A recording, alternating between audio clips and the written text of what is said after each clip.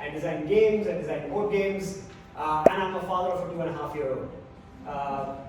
So what I'm going to talk about is lo-fi simulation games. Imagine that you're working with an e-commerce company, right? And you have to work with operations managers and help them improve productivity or get better at what they're doing.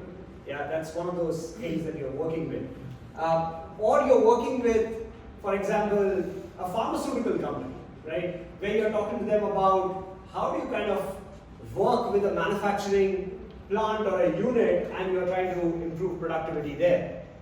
So, and you figure out that you can use the theory of constraints and talk to people about how do you use the theory of constraints and apply them at what they're doing.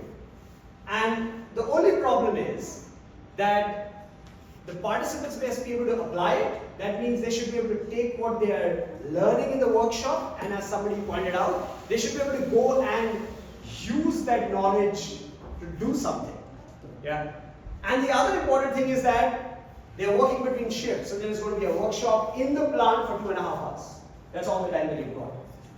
So what you do is, we were sitting with this problem, and by the way, I'm going to just take you to another world about what is lo-fi. 2.5 years back when I had my son, I realized my whole playlist, I listened to a lot of music, which was earlier Pink Floyd, by the way, was replaced by this strange kind of music, which would actually put me to sleep. And if you are a young parent of a very energetic baby, you know that's one thing that you don't get is sleep. So, and I figured out that this music had a particular genre. It is called lo-fi music. They call it lo-fi sometimes. And a little bit of research actually told me that it actually is a genre that started about 1990s with rock music, with home studio produced music, where they would actually deliberately make the sound imperfect. I was like, wow, that's a great source of inspiration. Why don't we take what we do in learning and make it lo-fi? Yeah. So what you get is lo-fi simulations. They are immersive but extremely resource-light. Yeah. They present a simplified slice of reality. That's what you want to do in a plant. Right? You're working with a pharmaceutical company, you want to talk about pharmaceuticals. They help learners reflect on their mental models, challenge them. They make you do things. By the way, I'm a big believer of experiential learning, but also of direct instructions. If you want people to upskill, you need to tell them what to do as well, not just have them reflect.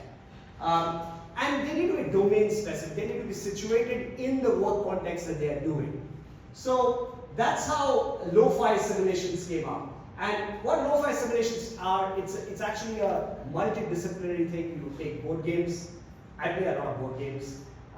You take from board games, you take from systems thinking, and finally you take a lot of fundamental instructional design. And what you get is a lo-fi simulation. Now, hi-fi simulations is what we have seen. They're computer generated. It takes 6 months, 5 programmers to create a hi-fi simulation, right? Lots and lots of screens. I love them, by the way, but they look something like that. Huge cognitive load. And what does a lo-fi simulation look like? There's a one on the left. That's the theory of constraint simulation that I'm running in a pharmaceutical plant in Gujarat. Yeah. And what you would see is 4 things: head, heart, hands, and humans. Yeah. Amazing things to put together to get learning happening. Take the cognitive load of looking at a system away. Let's talk to all of us sitting across the table. That's why I love board games. So what are the tools to create a lo-fi simulation? Post-its. Lovely, right? You can stack them, you can move them, you can color code them, you can cluster them. Lots of affordances that a post-it can give you. Cards. So if you play board games, you know what cards can do. You can deal them, you can collect them, you can make your own stacks. You can shuffle them. That's randomization. So you can do a lot of stuff with that. By the way, everybody loves A4 prints. I found a new love for A3 prints. A lot of print. It's easy to get an A3 print. They make for brilliant boards which people can sit around. They can draw their little doodles on it and make notes right on the board game that you're trying to play with. Yeah. And the best thing is that you can embed QR codes in them. And you've got smartphones that everybody has. And what do smartphones have? They have timers, they have stopwatches, and they have QR code scanners. Amazing. Everything that you need for a LoFi simulation. And let me just show you what a LoFi simulation looks like. Remember the e-commerce store that I spoke about and the theory of constraint simulation? This is how it looks like.